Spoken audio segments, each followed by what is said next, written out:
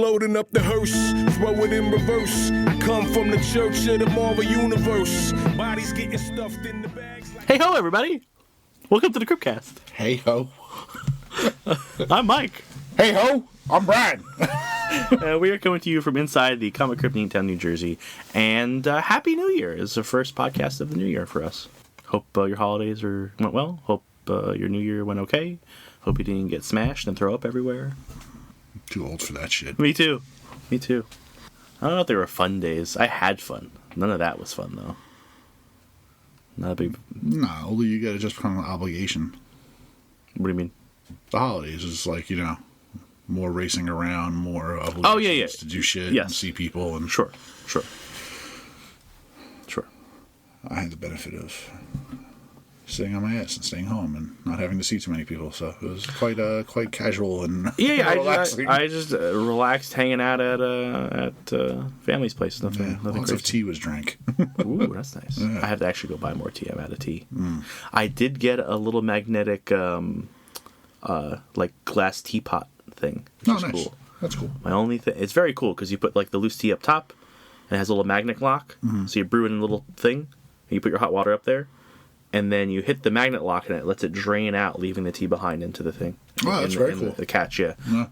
Only complaint because I drink enough tea, and I drink big cups of tea. It's a little small for me. Yeah, I drink big cups. Yeah. Yeah. You don't want to hear about any of that. Nope. So before we start talking about comics and stuff, we do have a question this week from Matt.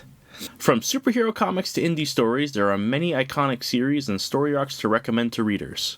My question is, what are 2 or 3 iconic series or story arcs that you think all comic book fans should read at some point?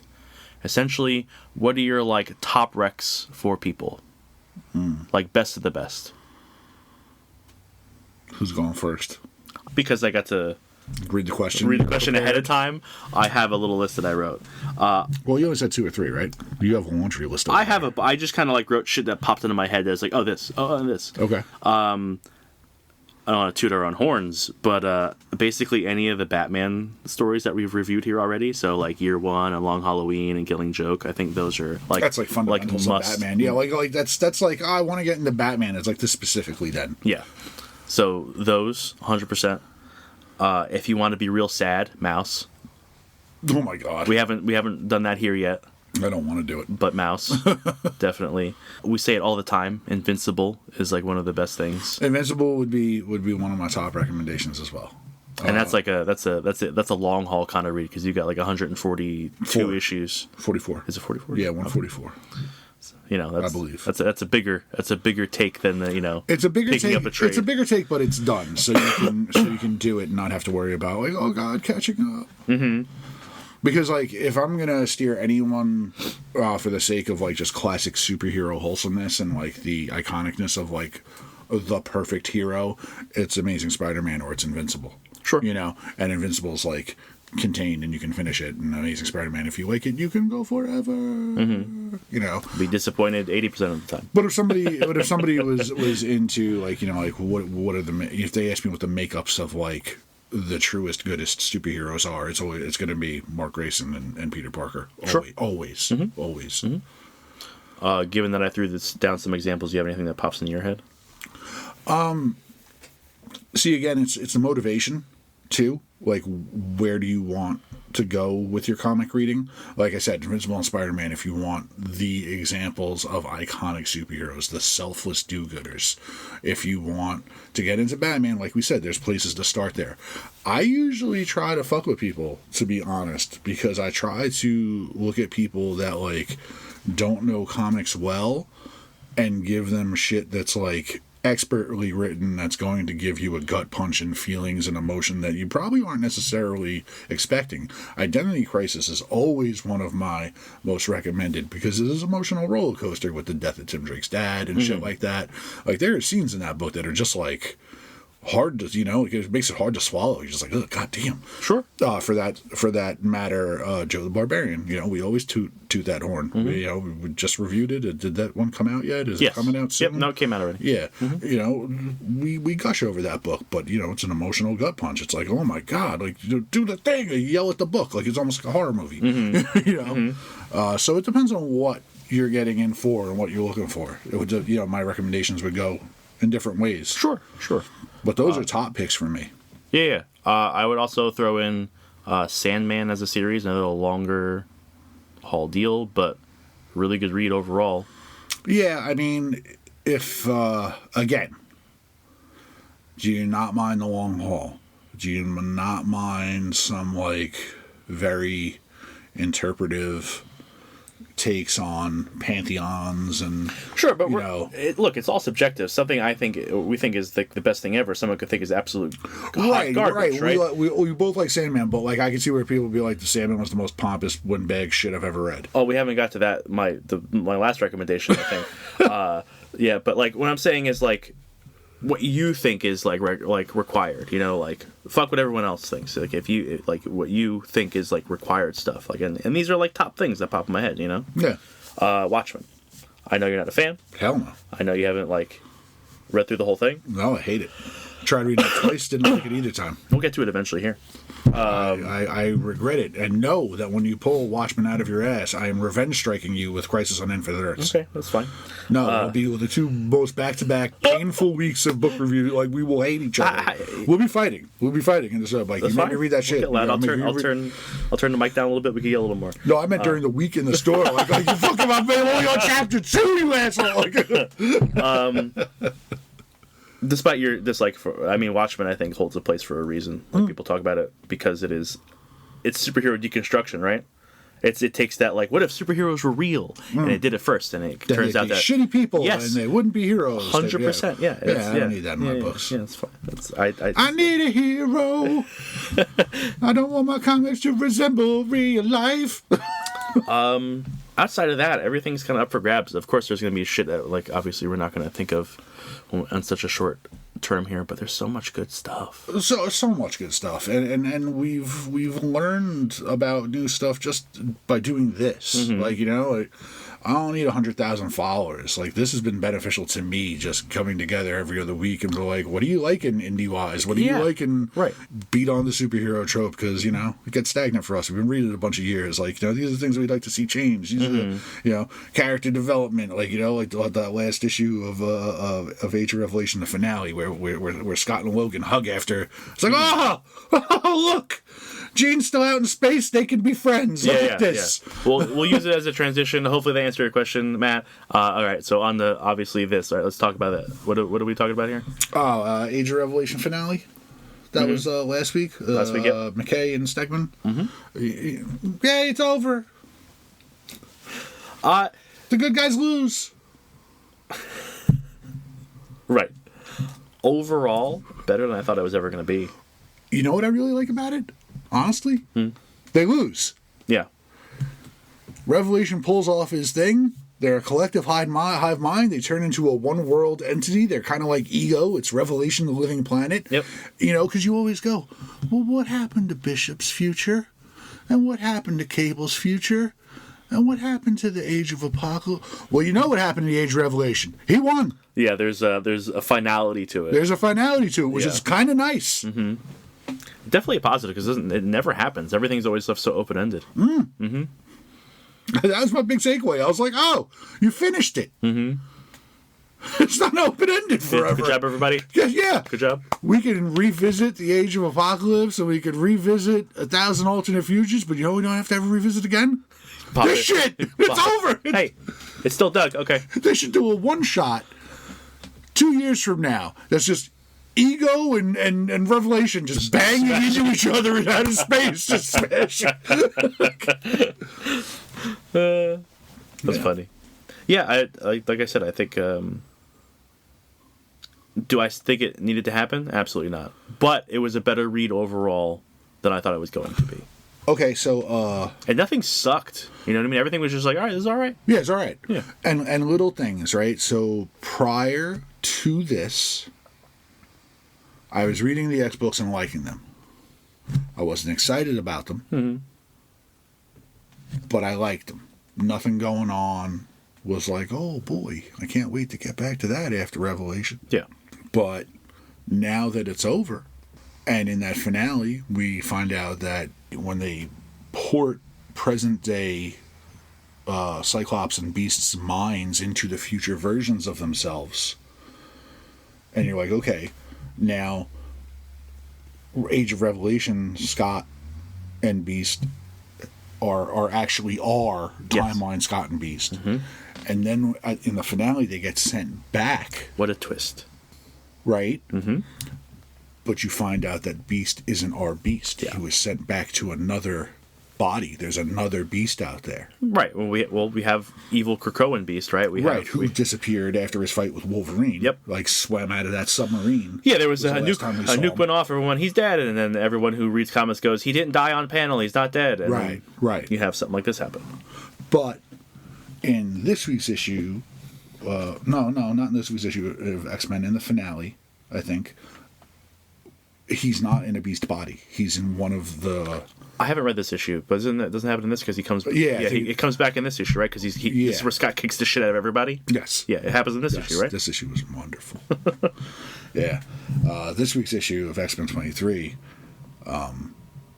which is still McKay with Tony Daniel, not Stegman, Cyclops kicks the shit out of everyone. Whole team. Yeah, it was like an issue written for me. Just whooping the shit out of Haven't read it. You just told me about it. So, and it's on the cover. It's on all the covers. He just beats the shit out of everybody. Yeah. So you can tell that they're showing their hand with all the variant covers instead of like, oh, the variant covers don't ever mean shit. This is just like 4 to 8 covers of Cyclops whooping the crap out of people. If anyone ever wonders why I like Cyclops as much as I do, just read this week's issue of X-Men. Just read this week's issue of X-Men. He even points out his flaws. Like, he's taking down a room full of X-Men, and he's just like, oh, Quanon, you're the one I worried about most, because you're like a legit fighter. Everyone else, bah! You're saying about the Beast coming back, though. Oh, yeah, so the I can't remember their name. The Council. Yeah. That Shadow Council. Bad guys. Of mutants, the bad guys. Wire and Cassandra Nova and whatever. There's a guy who looks like the Maker or Krakoa and Professor X. He's wearing some kind of helmet or whatever. But apparently that is where that's where the Beast personality went. So, like, I'm confused. I need answers. So do you think it's Krakoan era Beast? I do. Like that, like, cured himself? Or do you think it's someone who is able to, like, mimic somehow, or, you know, that would be a ability. Get his way in, like, because they reached from the past. I mean, they reached from the future into the past to grab him, so it wasn't his choice, right? Right, it wasn't his choice. He was. So on its face, it should be Beast. It should be Beast, and during the course of the Age of Revelation story, Cyclops was like giving some kind of speech or brokering a deal, like maybe when he was talking to Magic. I forget when it happened, but there's a part where Beast is in the background and he makes a comment. He's like, I forgot how good he was at this, about like rallying the troops. Yeah, they clearly had like a relationship. Right, it wasn't like they were just like, hey, Beast, you're acting so weird. No, it was like straight up. Right. They had everything like sync up. So and I didn't read into it at the time, but there was a little foreshadowing in the scene when they're running through the jungle making the first escape from Revelation's Seraphins. And he's like, if there was anyone I was doing this shit with, you know, Scott says to Beast, he's like, if there's anyone I was doing this shit with, I'm glad it's you. He's like, nobody. And Beast looks back at me, he's like, I think we'd both prefer Logan. And he's like, all right, fair, but like, you're second. Yeah, but that is a nice little like, huh? It's not. Yeah. And we had such a smooth segue into books. It feels so nice that I had to bring it up. Well, I mean, we kind of segued from last week into this week with the X-Books too. Yeah, we could flip back and forth. Last week, I read Sorcerer Supreme #1 by Steve Orlando and Bernard Chang. I did not like it. I don't think it was terrible. It's not terrible, but like, God, I hate Wanda. The best part of the book opens, Dormammu's like attacking the city, and like he's like kaiju size coming over the building, and some dude in the street just says, "Get fucked, bro!" to Dormammu. To Dormammu. Some dude I've said this 1,000 times. I love when real people get moments in comics, and you got to figure a Marvel Manhattan has been through the ringer. Yeah, man. A Marvel Manhattan's gonna have these people like, nah, fuck you, Fig Fag Foom. Yeah. No. Yeah. Not my house again. Also, like, you also have, like, big monsters, crazy shit happening, but you're also going to have, like, the history of, like, no, but the super people are going to save it. It's just cool. I gotta yell at this dude and it's going to be fine. You know, that's an interesting, Like, there's a sense of security there. Yeah. Like, would people just, like, be stepping off rooftops going, Spider-Man will be by? I don't think quite to that. But I'm sure there would be people testing it. You know, I'm sure there would be people, like, trying to push the limit of things. That's a rough test, man, because, like, there's a lot of heroes in New York, but not that many. I'm just saying, like, I think if something's attacking the city, you're going to be like, that's going to be taken care of. I'm going to go down to the subway to be safe, unless it's a mall man attack. Yeah, right. You know? But, like, I'm going to get somewhere safe, but this is going to get taken care of in the next couple hours. It should be good. You know, like, I have a little faith that, like, the heroes will take care of it. I like when they branch heroes off to boroughs, because, like, even when I was young, I was like, well, I'm in Brooklyn, so I'm safe. Like, Manhattan's far enough away. Well, that's just going to happen over there. And now Miles is in Brooklyn. Miles is Brooklyn. Is anyone in Queens? Well, like, Pete lives in Queens. Yeah, Aunt May lives in Queens. Well, actually, neither one of them do anymore. No, yeah, they moved out. Yeah, neither one of them do anymore because now they got apartments in the city. But yeah, Pete was Queens, so he's a Mets fan. Harlem's taken care of because you got Danny and Luke and Danny Ketch was in Queens. Okay. But again, not anymore. But yeah, Luke and Danny are Harlem. Like, you know. I'm just trying to think of who's in what borough. Like, who's protecting? Deadpool was in the dumps of Staten Island for a while. He was in Staten Island for a little while, yeah. That doesn't count, though. That doesn't count. Because Staten Island became a monster fucking island. Getting back to Sorcerer Supreme 1. So what happened was when Doom sacrificed everything to save Valeria, he actually sacrificed the eye and the cloak. The Cloak of Levitation, the Eye of Agamotto. He actually sacrificed them physically in order to have the power to do what he did. And Wanda, being connected to magic-y stuff, heard them crying out or whatever, and she saved them and reconstituted them. And she claimed the title of Sorcerer Supreme for herself because she rescued the Eye and the Cloak. And everybody's mad about it. I mean, it's kind of legit in the fact that these things wouldn't exist if it weren't for her intervention. And then, like, what do the cosmic scales say about that? You know. Well, considering the Vishanti, you know, the three gods that are one. Yeah. Went to Wanda and said, "No, you're not. Fuck you." I think the universe said, "No, you're not. Fuck you." But then Wanda, having some sort of crazy, wild, fuck you magic for some reason, gets to shoo the Vishanti away, which shouldn't be something that happens. Well, she has the cape and the eye, right? So she's got extra power. She's got some oomph. She's Sorcerer Supreme. Yeah, because she says so. Because that's the thing. Like, we gotta keep in mind, like, what a lot of people know about Wanda and what we know about Wanda are very, very different. The Scarlet Witch does not have reality-altering powers. She cannot just do what the fuck she wants, like a lot of people think she can. That was a power upgrade that Doom helped her get so he could steal it from her later. Her magic is not crazy strong. It's not crazy strong, but it has had some power creep over the years. Yeah, over the years. So she's stronger than she was previously. But she gets these power-ups, and then she gets them taken away. And she gets power-ups. Yes. She's the Kyle Rayner of go. the Marvel Universe. Yeah, much less You're likable. Ion. You're not. You're the White Lantern. You're not. Just because I'm in the Doctor Strange world, there's a lot of cool stuff going on. Like she gets to interact with, like, the big supporting cast. Wong's like, I don't like this, but I respect the position, and you're living in the sanctum, so you walk the dog, I'll take care of the snakes.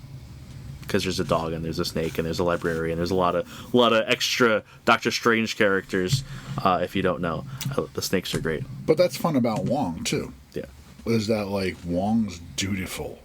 Even if he's not happy about it, he's dutiful. So it's like, all right, we're gonna do this, but you gotta know that Wong's gonna have, like, one foot on the cautionary side. It's like, not only am I doing this because it's dutiful, I'm doing this to watch your ass.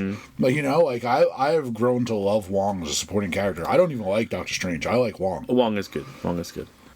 The snakes are good. Do you know the snakes? I don't. So they're familiars that were in the Sanctum, and they showed up a few volumes ago. It was Bachalo's run. I forget who was writing at the time. But it's Anton and Alistair. Named after Aleister Crowley and Anton LaVey. But they're basically, they're not evil. They're just like talky, kind of like try to like get you to do not necessarily like good stuff. They're not evil. They're just having a good Assholes. time. Yeah. There's Bats, the ghost dog. Yeah, the dog is fun. Zelma, the librarian. Like, there's a lot of like supporting stuff. But the I like the interactions between the snakes and Wong. Yeah, if I can stomach her, I might keep reading it just to learn more about the Vishanti and stuff like that, because I don't know a lot about the magic side of Marvel. Mm-hmm. And then she, because she's like, I'm not going to be real good at this. This is all new for me. She creates like a cabinet of like advisors, which is absolute garbage. There's only one person in that council who could possibly give her any information, and it's Clea. Because Clea's in there. She has her sons on there. I guess Wiccan can be there, but like, what's he gonna know more than her? Right. Yeah. Fucking her other son Speed's on there. Why? That's nepotism.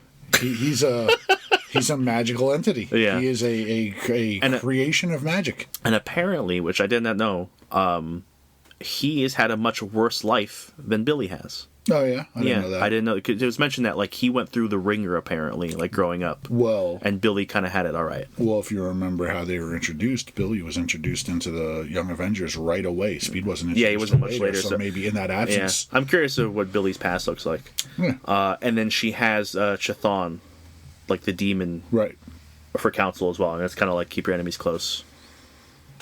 Which is like, it's funny that she's starting off with like I'm not good at this, I need a counsel, and it's like, man, this is your scapegoat for everything. Is that like you didn't mean to, or you didn't?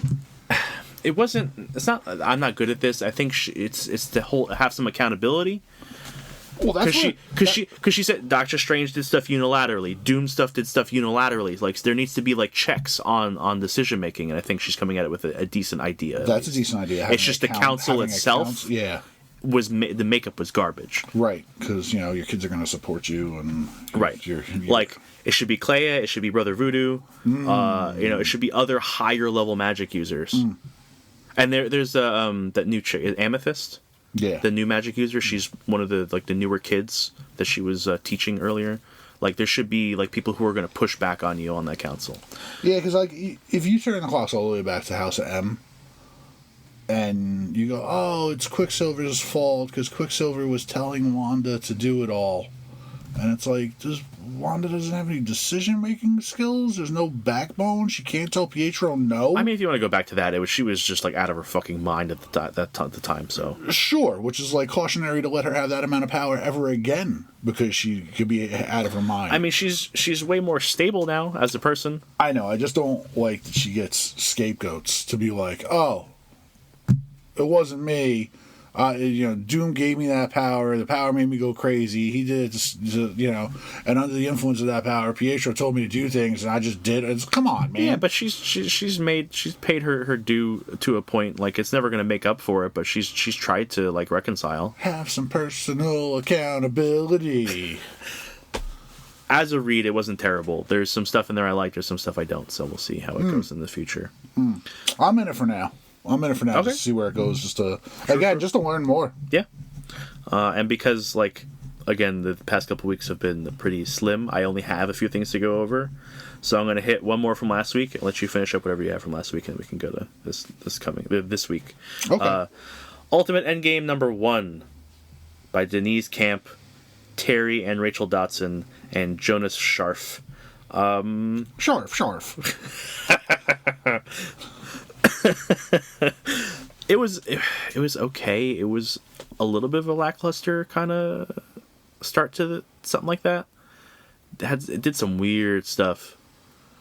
Like, in the beginning, the Ultimates are winning. Like, they have movements across the Earth, and like movements across the Earth to do what? I thought the only thing they were fighting was the Maker. It's one guy. What's he doing? They're pushing it back against everything across the Earth. There's like a rebellion going on across the Earth. So like some Ultimates are over here fighting with the people, and some Ultimates are over here fighting with the people, and some Ultimates are over here doing this thing. Like, why are they fighting people? They're not fighting. They're fighting with the people. The people who are rebelling against the system. What's this? They're fighting against governments? Yes, the governments that are run by the Maker Shadow government. Oh, okay. So the Maker's in charge of the government. Yeah. See, that I didn't know about. Yeah, he's got a Shadow Council that I don't runs even the know world. about Spider-Man. Okay. And none of that shit's really like laying into Anyway, play there. everything is going great. But Iron Lad is like in all these places. Like he's projecting himself in all the places so we can help and kind of coordinate everything. Iron Lad in the Ultimate Universe is It's Tony. It's a teenage Tony Stark. okay. Yeah. Not Iron Lad. It's Iron Lad America and Spider-Man. They're going to actually go to the city where the Maker Chavez is. They're going to the city to where the Maker is going to be released. Right. They're there physically, and what happens is like, oh, we don't know what's going to happen. Everyone take care of this. Oh, Doom's there too, which is Reed. Okay. Oh, okay. Okay. Yeah. Dr. Doom, who is Reed Richards, is there as well. And he's working with the good guys because he hates the Maker. Yes, because the Maker made him do. Tortured him and turned him into. Right. Yeah. All right. That much you've told me. Yeah. They get there. The city opens for a second, and they're like, "Huh?" But the barrier of the city actually jumps and then locks them in. So what ends up happening at that point is because Iron Lad's cut off from everybody else, he can't coordinate anymore. And at the same time, Nick Fury and the Hand, which is the S.H.I.E.L.D. stand-in, come in with a fleet of helicarriers and start fucking shit up. So the tide completely turns against the Ultimates and all their allies across the world. And then we're in the city. They get jumped by some people. And they're like trying to figure out what the fuck's going on. And they get saved by something I never wanted to see ever. Death's Head. Oh, that's right. Yeah, I flipped through the issue and I saw Death's Head. I was They like, what get are you doing here? saved by Death's Head and Army of Deathlocks. Marvel UK to the rescue. Yeah, man. I joked. Did Mona Mouth or Hell's Angel show up? No. Because I remember. No, it was just Death's Head and a bunch of Deathlocks. Oh, what about Wild Thing? Nope. No, thank God. So Death's Head brings them to his Maker. Rescued by the dollar bin. It's not the Maker. His Maker, who is Howard Stark, who is still alive. Oh, okay. But he's now a Mortis. What? This shit sounds too convoluted. Yeah. Howard Stark is a Mortis. He does not remember any of these people. He's like, I don't remember making you, but that's pretty cool. He's gone crazy. He's like hillbilly Immortus, building Deathlocks out of his back shit. Isn't Mortis Kang? Yes. Okay. They're just fucking with stuff. Yeah. They're putting titles on things. He's got the stupid purple hat on. I wish they would really just make new shit. But all the ultimate thing is it's just reskinning old stuff. I know, but they're reskinning old stuff with old stuff. Why is Howard Stark Kang? This is so stupid. Howard Stark isn't Kang. No, he's a Mortis. He's Mortis. one of the versions of Kang, which is wild. It makes me want to throw something through a window. But it's hillbilly Immortus, an old man, Whitebeard, making Deathlocks out of his shed. And we find out that the Maker is not in the city. The Maker has become the city. And then you get a shot of a big tree complex, and it's the Maker's face because he's stretched himself into the city. The Maker's Krakoa. Yeah. Oh, this is so stupid. Yeah, there's a lot of over the top choices. There's some cool stuff in there. All right. The best part is the beginning where Iron Lad's there to pick up Pete, and there's a talk between Pete and his kid because Richard. Yeah. Has the Venom suit. He has the Pico suit on, right? And Pete's wearing an actual costume. When they're going, Pete has to kind of soft play the you can't come. Right? And they all have to kind of play this game where it's because he has taken him out on patrols and stuff. Right. He's done heroing. They make it a thing where it's Iron Lad makes the decision, and because Iron Lad can override the suit. He's he takes the suit and puts it on Pete, and he's like, no, sorry, man. My father made it for him. You can't come. You're a kid. Sorry. And Richard's like, I'm 2 years younger than you, man. What are you talking about? Yeah. And Pete's like, sorry, that's the way it is. And the suit's like, oh, man, that sucks. And then they port to the city, and Pete's like, hey, thanks for doing that, guys. Yeah, that's... It's because Pete's like, hey, we're all going to die, right? Right. Because he's assuming he's going to die, and he's Right. like, and solid, happy my kid's not yeah, here. yeah, and Iron Lad's like, hey man, of course, and the suit's like, I'm you, of course I wouldn't let him die, you know. Right. Yeah, it was a nice moment. That's cool. Yeah. That sounds good. So, weird issue. Sounds weird, but whatever. Yeah, I don't know. It's the Ultimate Universe. It's gonna end again. Sure, it's all dying soon, so who gives a fuck? Yeah. I almost wish the 616 Pete and MJ would die. Mm-hmm. And these would come over. Yeah, and this family could come over. Just save the family, them two and the kids. Fuck it, I'll even take Uncle Ben. I was gonna say, you gotta take Ben with him. Take Ben. Oh, and Ben can get back to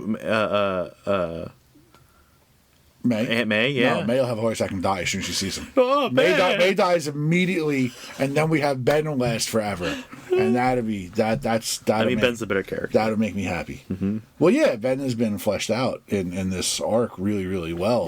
Yeah. More so than Aunt May has been in 80 years. Yeah. So, Yep. so It's a shame. Yeah, I just think that for the sake, because man, Mary Jane being forced down my throat as a hero, whether it's Jackpot or whether it's Venom, or it's not gonna last because she can't hold the title. It's already lasted too long. I can't. She's coming back with another Black Cat Mary Jane title. They're just gonna keep selling. Those have been generally successful because you like, hey, do you like hot covers? Yes. Do you like Adam Hughes covers? Yeah, they sell. Do you like covers. Terry Dodson covers? Right, exactly. They contribute nothing to the story. I'm sorry that no, Mary Jane does not deserve to be a hero. She doesn't deserve her own book. She doesn't deserve any of that shit. There are enough female characters, even in the Spider Universe, that could have titles of their own and can't successfully. Black Cat, give her a title. She's a character who does things, but it still doesn't last. MJ does not need to be in the Heroescape at all. You want to fuck around and break them up? Your mistake. They were more solid together than. I think there's a way to make it work. They haven't figured it out yet. I haven't figured it out either. I think there's room for it. I just don't know what it is. But everything they've chosen to do has been wrong. Right. And as much as I am a fan of Pete and MJ together, I don't need Pete to have Carly Cooper's and Shay is the current girl. Mm-hmm. And, I give no shits about who he's dating at all unless it's Mary Jane. Mm-hmm. I'm okay with you. I am disgusted and sick of Gwen Stacy. I am tired of the multiple Gwens. Yeah, but Gwen hasn't been on the romantic table in forever, so. Yeah, but there's just too many of her running around. There's a Gwen Poole and a Gwen Stacy, and then Jackal cloned her not too long ago. And those aren't the same. At one point, there was 3 goddamn Gwens in one book. There is a single Gwen, and she is from another universe, and she is young, so you can't. She's disgusting, and I hate it. Why is she disgusting? Because she shouldn't exist. Go back to your own universe. She's not even from the Ultimate Universe. Mass deportation. Send them back. Yeah, send her back. I want mass deportation in my comics, not in my real world. Interdimensional ice. People of different cultures, wonderful. Bring them on. Characters that don't belong in my fucking main continuity, get the fuck out of here. You're just fucking making things worse. All right, Gwen, go home. Yeah, go Miles, home. Miles, go home. Go home, Gwen. No. Cable, go home. No. Bishop, go home. Listen. Rachel, go home. That rule never applies to X-Men. Their broken children from the future should keep coming. I want Ruby to come back from wherever the hell. I think who else doesn't belong here? There's a lot of people who don't belong here. How come the 2099 kids are so nice? They go to fuck home when we're done with them. Because they suck. They come by for an arc, they visit for an arc, and then they get the hell out of here because they know nobody wants them here. The only one who matters is Miguel. And no one else gives a fuck about anyone else. And you can't shit on Cable because Cable has the common decency to fuck off and go away every once in a while. That's not true. Cable belongs in this timeline because he was born here, so I take that back. He was born here, but he has the common decency to leave. He does, yeah. And Bishop, man, I don't even count Bishop. Bishop's been standing in the back row of every photo for the past 10 years. Like, nah, guys, I've always been here. What future? What are you talking about? He just knows when all the photo days are and he knocks it out in one day for him. He puts the cover up over the M. Nah, I was never branded a mutant. What are you talking about? I bet there are people out there that don't even know Bishop's from an alternate future. He's been around so long. He's that guy with the future guns. Yeah, he never left it. Yeah. Rachel is unavoidable. She works it into every other sentence. Shut up, Rachel. I don't even know what we were talking about. We were talking about Ultimate Spider-Man, the Ultimate Universe, and how I wish we could take the family unit, and because that's where they should be. If anything, because the Ultimate Universe is ending, there will be a hole for that kind of story, and maybe they could work it into mainline in the next few years. I know, and I'm playing devil's advocate with myself because currently in the current arc, like I said, Pete's in Space, issue 19. He's coming home. Mm-hmm. He's coming home. Right? Excuse me. 19's this week. He's coming home. He's gonna face Hellgate again.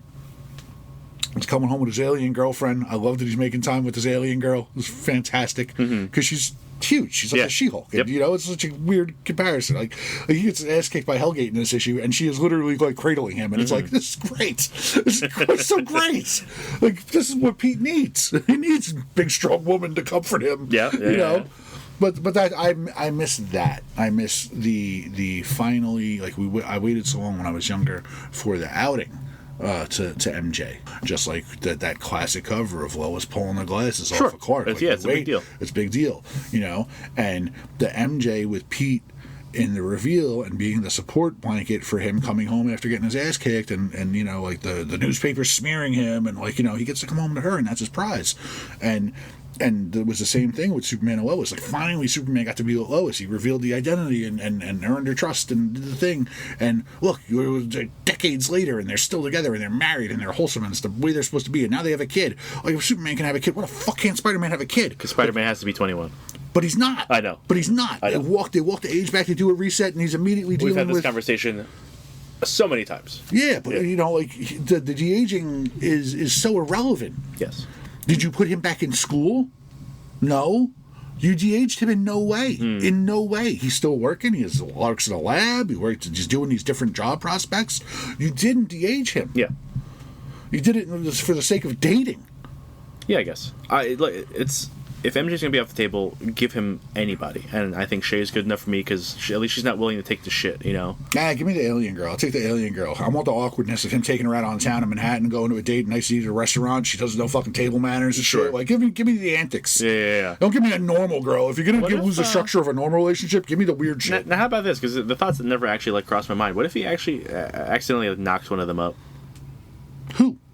Spidey.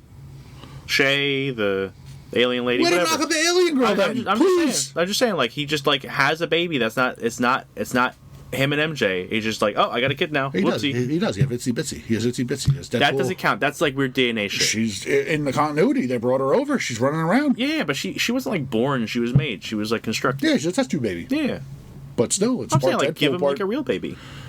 He has a kid with Deadpool that was made in a lab. And he doesn't have a real kid made with anyone ever. Anywhere. I'm just saying, it's just a possibility. They'll never do it because that would be okay for a lot of people. So, well, no, it seems like if they come with a ridiculous, stupid answer, they'll do it. Give him a baby, a half alien baby with this woman, with Ray.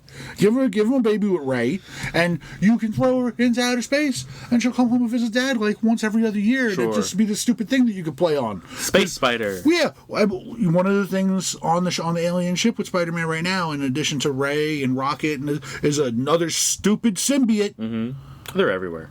But this one's like a pet symbiote. It's not a real symbiote that goes on people. It's like a Jeff the Shark symbiote. It's called Symbi. That's dumb. It runs around on all fours. Mm-hmm. It's just a little teardrop symbiote. Yeah, that's stupid. Right, it's stupid. Yeah.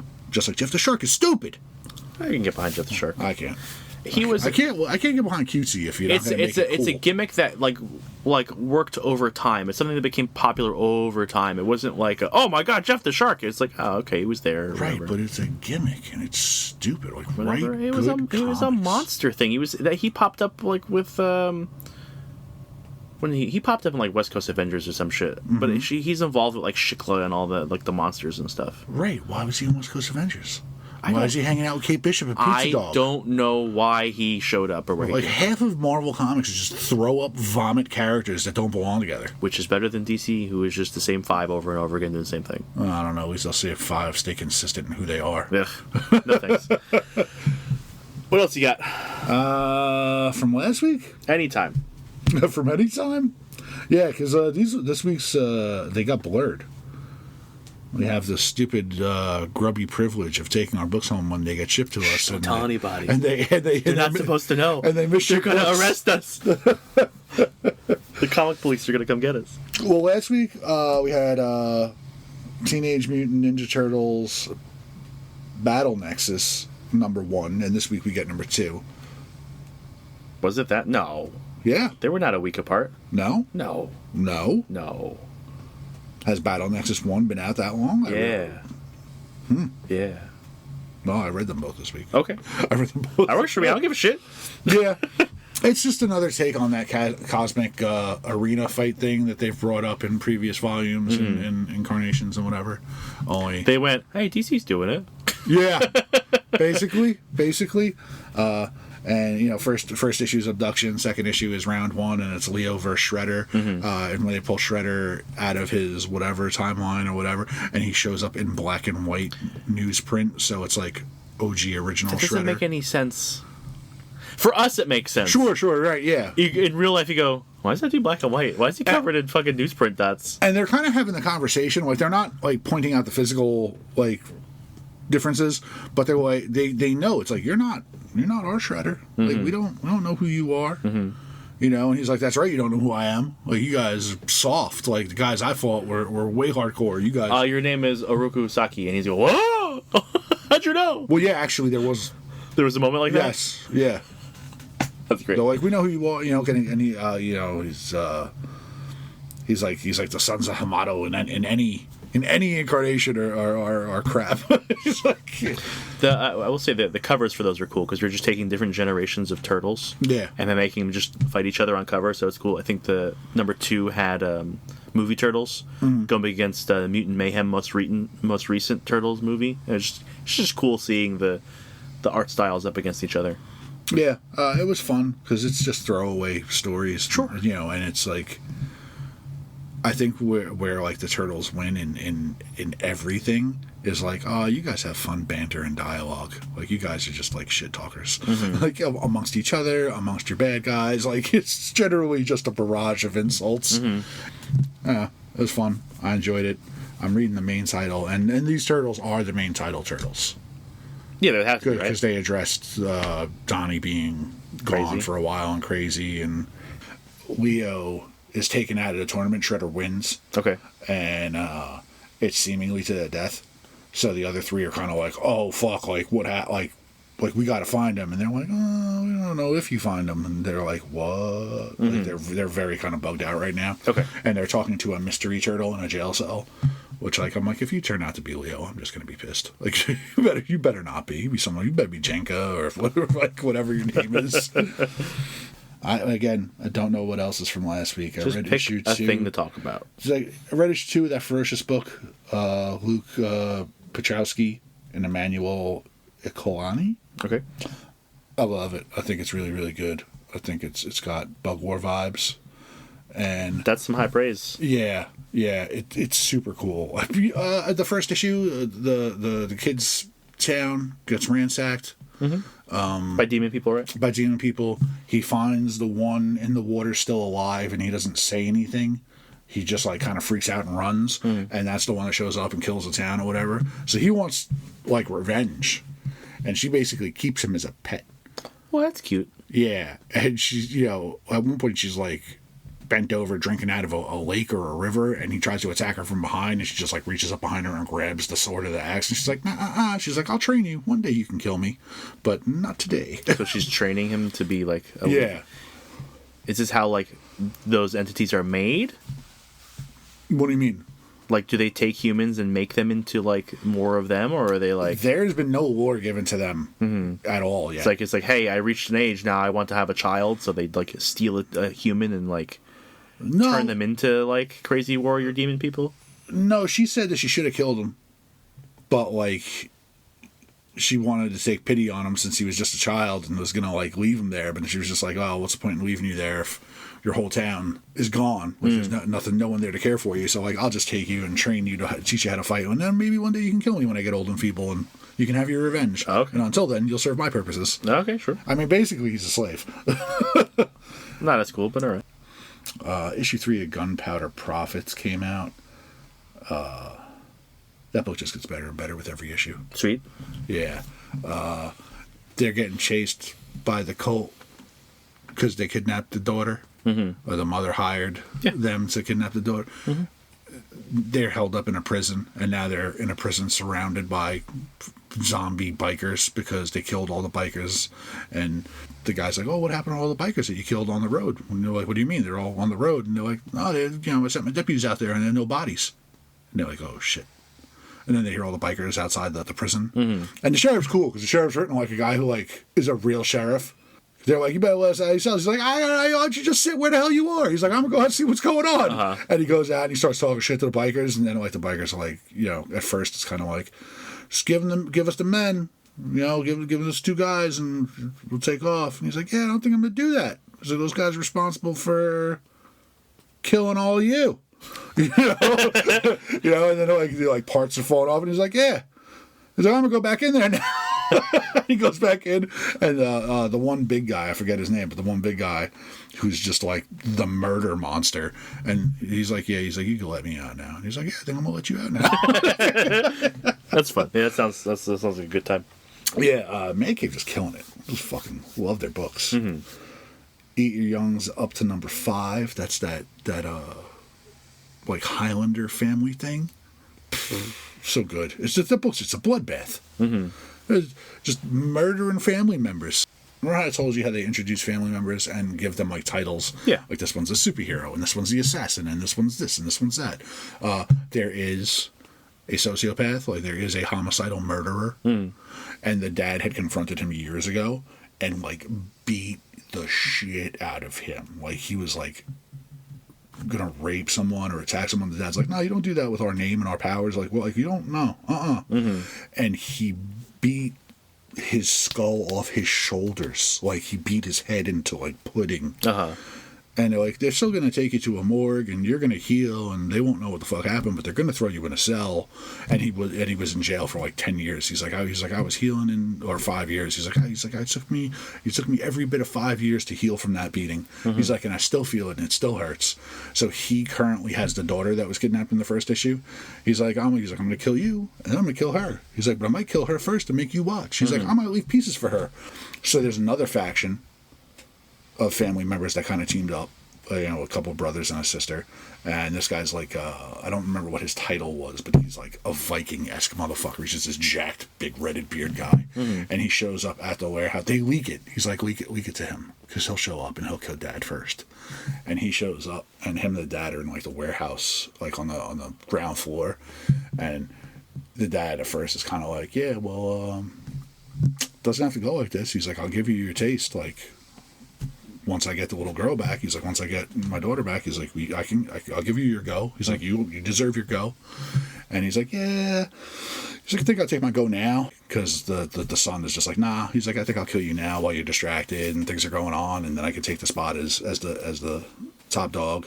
And the sociopath guy shows up, and I forget what he did, but the guy, he tells him he's going to kill the girl. He's like, "Yeah," he's like, "I might torture the fuck out of her while I'm waiting for you two to kill each other." And like the son can see how distraught the dad is about it. He's like, "All right." He's like, "We go kill him together. Like, we'll go kill him together." Okay. He's like, "I'm going to kill you after." He's like, "Yeah, of course you're going to kill me after." He's like, "But I will help you go kill him. He's a piece of shit. We'll go kill him." Okay. Cool. And it's like, "Oh, that's nice." The Cheetah Cheshire that wrapped story up. wrapped up by cool. by Rucka and Nicola Scott.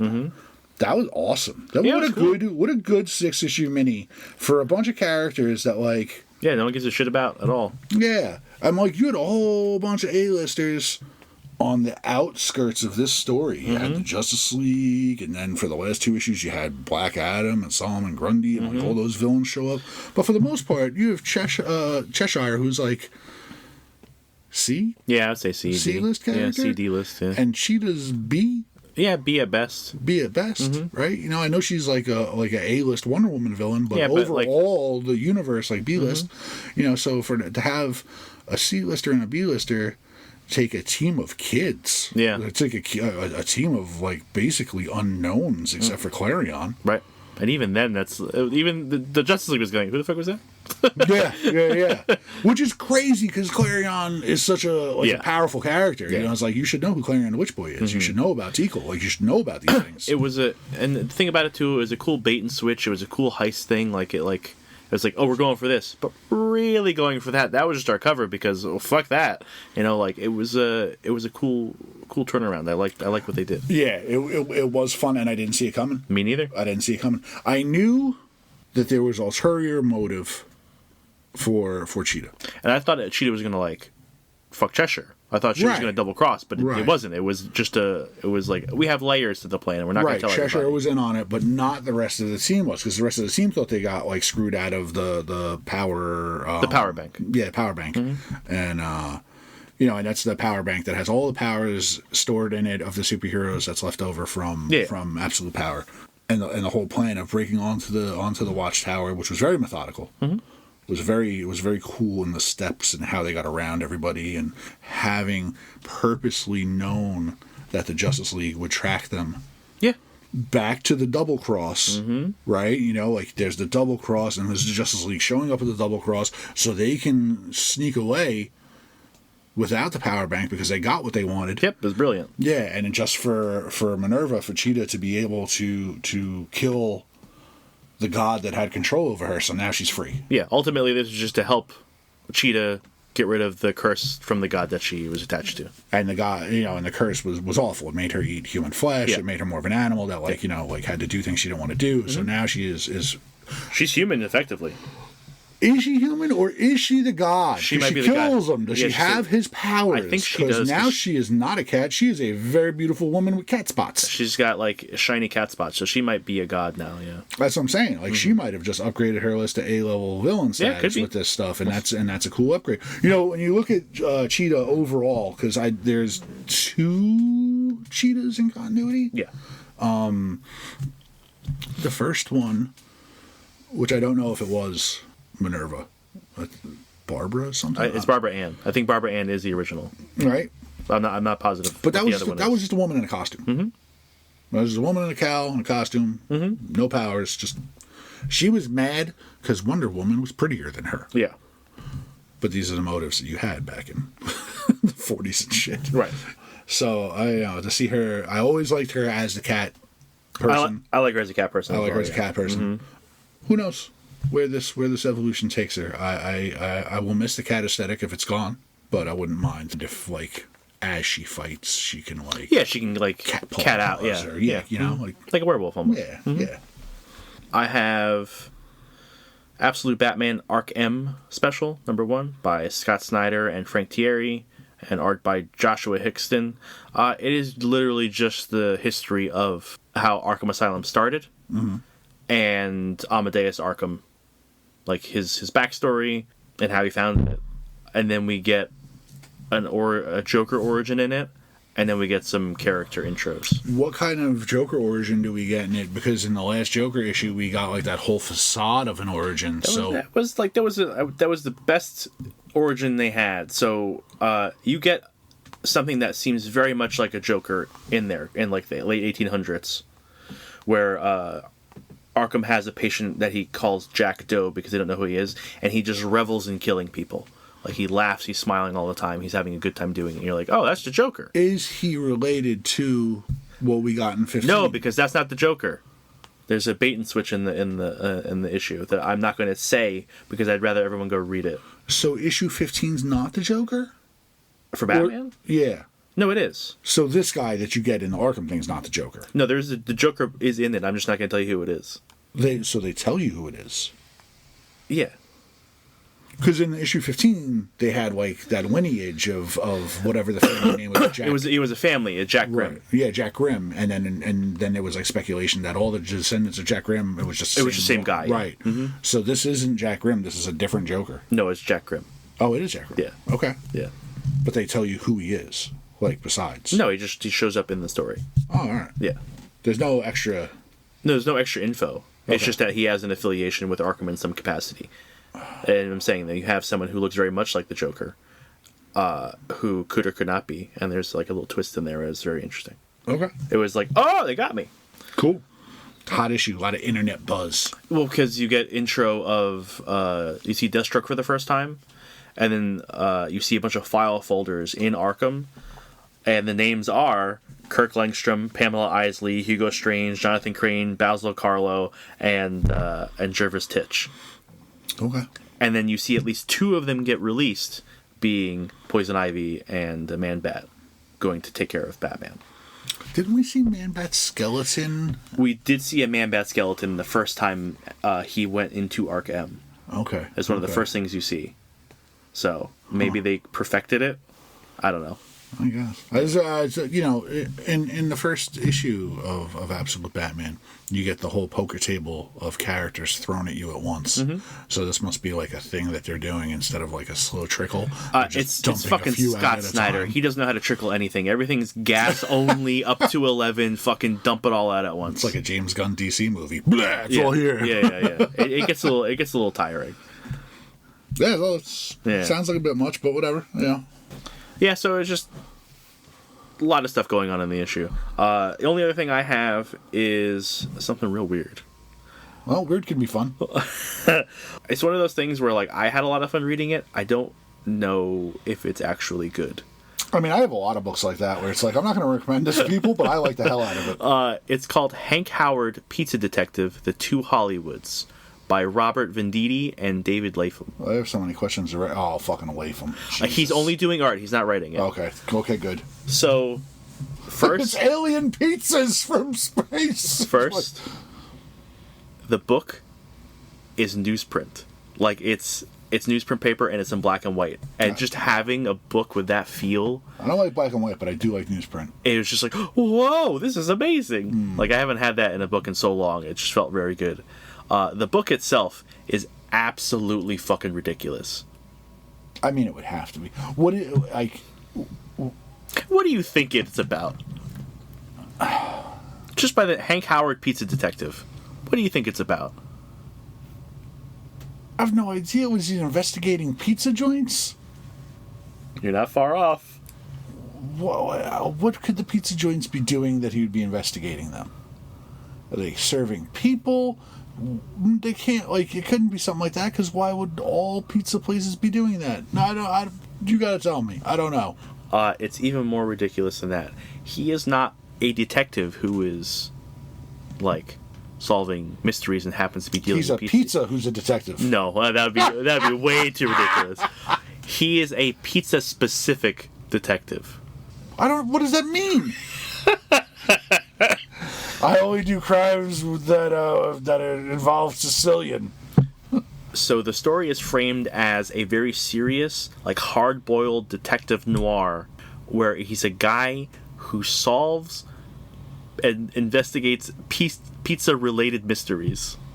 What in the hell is a pizza-related mystery? The mystery that's happening in this that unfolds is there is a delivery guy who is taking too long on his delivery route. He's taking too much time on delivery, so he goes to investigate. And he uncovers that the guy's dealing drugs with the pizza. I mean, back in the 90s, that'd be a big deal, because Domino's had a 30 minutes or it's free policy for a while. But it quickly, like, goes wild, because it's not like I'm selling weed on the side. He's like, there's drops, and he's got pizza boxes full of cocaine wraps. And he blows this thing wide open where there's an Australian mafia. An Australian mafia. And they come in guns and kangaroo pouches because they uncovered it. 2 of the guys go and shoot up the pizza place where the delivery guy was working, and Hank is there, like, interrogating the pizza manager about, like, what's going on. And he's like, and he dies. I want to collab with this guy for an issue. It's absolutely ridiculous. But the thing is it's framed as so serious, and he's making pizza puns all over the fucking place. I'm serious. He's calling shit greasy. He's, like, everyone's gonna get their slice. It's pizza puns all over the place, but he's being super serious. That sounds fun. It is, if you like noir stuff, it is a takedown in a way that it's wonderful. All right, I want to collab on an issue of this book, because I have a pizza-related mystery. I frequently drive north into Connecticut, and there is a sign that I pass that gives me a considerable amount of alarm and questioning, being from Brooklyn. It says, Connecticut, welcome to Connecticut, pizza capital of the world. I don't think so. No, I don't think so either. I second guess the crackheads that say that there are places in Jersey that have the best pizza.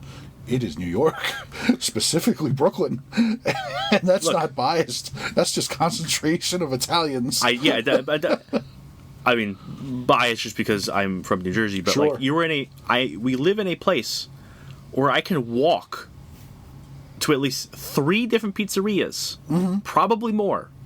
I could walk to them. Yeah, You're telling me Connecticut? right. And It's a pizza capital. Fuck you. Right, right. and I've been in rooms with people from Connecticut, many arguing amongst themselves, which local place has the best pizza, and I just get very quiet and stand in the corner and just be like, go shut up, That's not like. because it's in the part of Connecticut that's Brooklyn. That's not to say pizza. Like the pizza can't be good in Connecticut. I don't know. I've never had Connecticut pizza. But I'm going to tell you, I've never really had good pizza outside of New Jersey and New York and, like Philly. So, like, that's where pizza is for me. That's my pizza mystery. Why the fuck do people there think they have the best pizza? Maybe they have really good pizza. We need to hire this guy. How much pizza have you had in Connecticut? Some, but not much. Is it good? It's edible. That's not what I asked. It's really hard not to make pizza edible. That's fair. I mean, it's not like L&B's, man. Like, well, L&B's is world famous. Okay, just curious. One last thing, just for the pizza detective thing. He gets called because there's some blowback that happens, and he gets involved with the cops or whatever. He gets called by the central office that suspends him. There's a central office of pizza detectives. What? And you have to do the guy gets suspended, so he has, like... How many pizza-related cases are there? Apparently a lot. It's all the other states defrauding New York. Everything gets cheesy, If you like noir stuff, it's 100% worth the read. Sounds fun. Yeah. I got nothing past that. Yeah, I think I mentioned everything. Just a little, just tiny. Silver Sable is guest starring in, I guess, the current arc of Wolverine, starting with this issue. Yeah. Oh my god, I love that character. Okay. She's just so underrated. Like, not a lot of people know anything about her. She never shows up, that's why. She's just like super formative, like super spy. The last time we saw her, wasn't she fucking Nightcrawler last time we saw her? Was that Sable? Yeah! Yes! Yeah. Yes. Okay. Wolverine should be gross, but like, why do you smell like the elf? Yeah, it's cool. I haven't read it. I have to. She historically is a lot of fun, and she's Lady Punisher. She's super violent and super gun-toting, and just still feminine and hot, and still manages to and like in the 90s, I guess it was a little more where like masculine characters would talk down to her and she'd fire back and be sassy, Like I told you, I've said it 1,000 times with the issue 3 of her series, her and the Punisher are standing on top of a pile of bodies, and the Punisher's like, "There's no place for a woman," and she's like, "What are you doing here?" Like that kind of shit. But even more so, in actually as a character, she is a tough, fun, no nonsense, like very dry sense of humor kind of shit going. Like in this issue, she like fills him full of tranks, and he's like Wolverine. Yeah, Wolverine. And he's like, these aren't gonna faze me. These are for like normal people would be on the ground by now. He's like, but me. And as he's like saying this, as he walks closer to her, he's stumbling and slurring. And she looks at him. She's like, "Are you high?" That's probably close to a first for him, right? Because he can metabolize most shit pretty quick. Yeah. Cool. Yeah, I gotta read that because I'm interested in where all the X stuff going forward is going to be, and now that we're like on the other side, like, all right, we got a pickup point. We get a fresh start. All right, that's going to be it then. Next week we're going to be going over plot holes. Sean Murphy. Plot holes. Bunch of weird characters. Town should do something about that. Fill them up. Patch them. Thank you for listening. We appreciate everyone who does.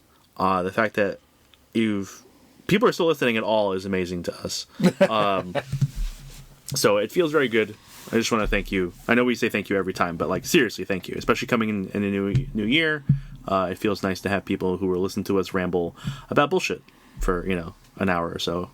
Yeah, especially since a lot of those people are people that come into the shop and listen to us ramble once a week in person. Yeah. If you would like to get in contact with us, give us some discussion topics, give us some questions like Matt did earlier. Even if you want to give us future book reviews, please God, give us future book reviews. If you want to tell us who has the best pizza. You can just fight forever over that.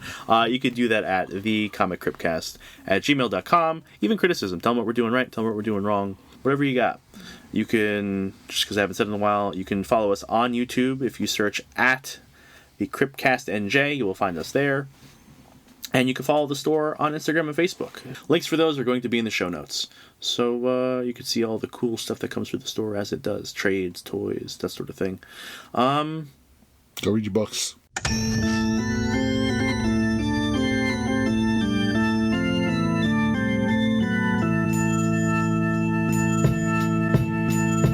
We loading up the hearse, throw it in reverse. I come from the church of the Marvel Universe. Bodies getting stuffed in the bags like comics. The hardcore get it while the soft bitches vomit. I came to this earth on a radiated comet. Now the planet is in perilous danger because I'm on it.